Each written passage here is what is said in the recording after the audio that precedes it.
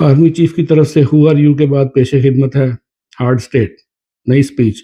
انہوں نے کہا جی پاکستان، اس میں جو ایک پوائنٹ تھا ان میں یہ کہا تھا جی پاکستان ٹیک آف پوزیشن میں آ گیا.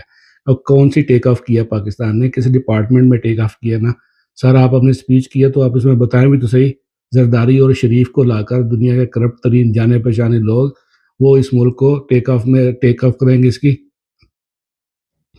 جن کی دنیا میں فلمیں بن چکی ہیں کہ وہ کرپٹ لوگ ہیں، ان سے آپ ٹیک آف کروائیں گے؟ کوئی یہ ہوائی فائرنگ ہی کرتے جا رہے ہیں آپ. پتہ نہیں کس نے آپ کو اسپیچ لکھ کے دی ہے. ایبسلوٹ آپ کے پاس پاور تھی. کوئی ریفارم آپ نے نہیں کی، کوئی ریونیو ریفارم نہیں کی، کوئی ایسا کام ہی نہیں کیا جس سے لگتا ہو کہ جی آپ پاکستان کی بہتری کے لیے وہ کام کر رہے ہیں. آپ جتنے کام کیے سارے کے سارے عمران خان کو دبانے کے لیے اور اپنے پوزیشن کو مستحکم کرنے کے لیے آپ نے کیے. آپ نے اور کچھ نہیں کیا. آپ معیشت اور لا اینڈ آرڈر ٹھیک کر سکتے تھے، وہ بالکل آپ نے نہیں کیے. قانون کو کوئی پوچھتا نہیں، جس کی لاٹھی اس کی بھینس ہے، جس کے پاس ڈنڈا ہے اسی کا قانون ہے.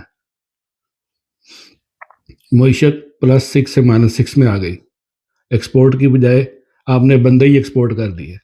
15 لاکھ بندہ ملک چھوڑ کے چلا گیا. 5000 کمپنیاں ملک چھوڑ کے چلے گئی. دہشت گردی میں پاکستان دوسرے نمبر پر آ گیا. یہ ہے جی آپ کی لا اینڈ آرڈر کی سچویشن. یہ پاکستان ٹیک آف کیا ڈن.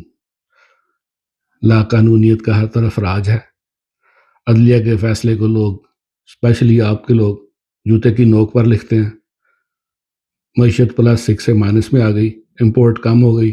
انمپلائمنٹ ہو گئی. کمپنیاں ملک چھوڑ گئیں. 15 لاکھ لوگ ملک چھوڑ کے چلے گئے. صحیح کہہ رہے ہیں آپ. ٹیک آف تو ہوا ہے لیکن نیگیٹو سائیڈ میں. God bless.